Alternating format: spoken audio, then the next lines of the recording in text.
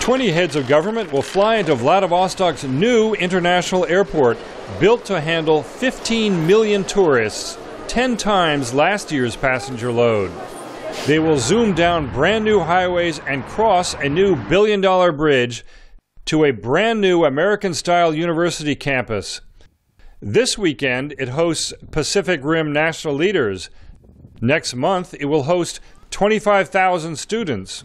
Artyom Lukin, a director of international research at the Far Eastern Federal University, calls the summit a coming-out party for Russia as a modern Pacific power. If you want to be a great power in the Pacific, you need to have a developed Pacific coast, which is the Russian Far East. Vladivostok means to rule the East. From Tsarist times to Soviet times, it was a fortress city to beat back invasions from Asia. 6 forts and 27 coastal batteries guard Russian Island in the Sea of Japan.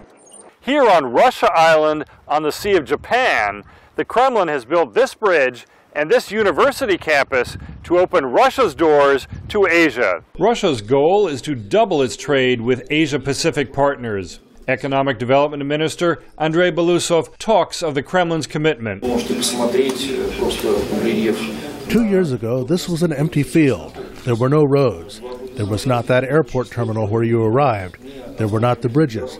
There were not the buildings where we are now. 1 million square meters were constructed. Vladivostok's upgrade is so abrupt that a cruise ship had to be floated in to house 500 summit participants.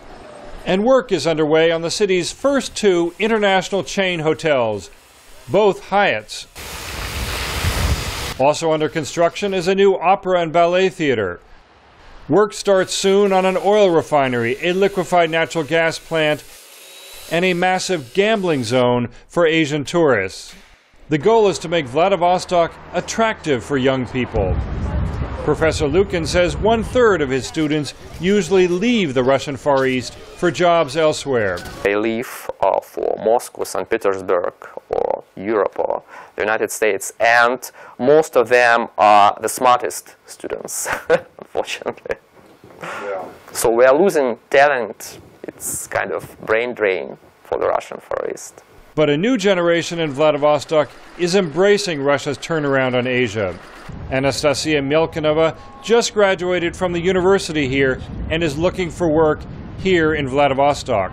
If you want to go to Moscow from Vladivostok, you have to fly about 9 hours.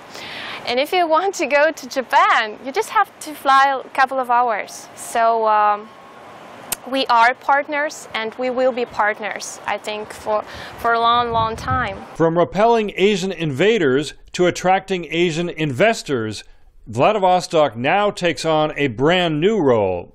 James Brooke, VOA News, Vladivostok.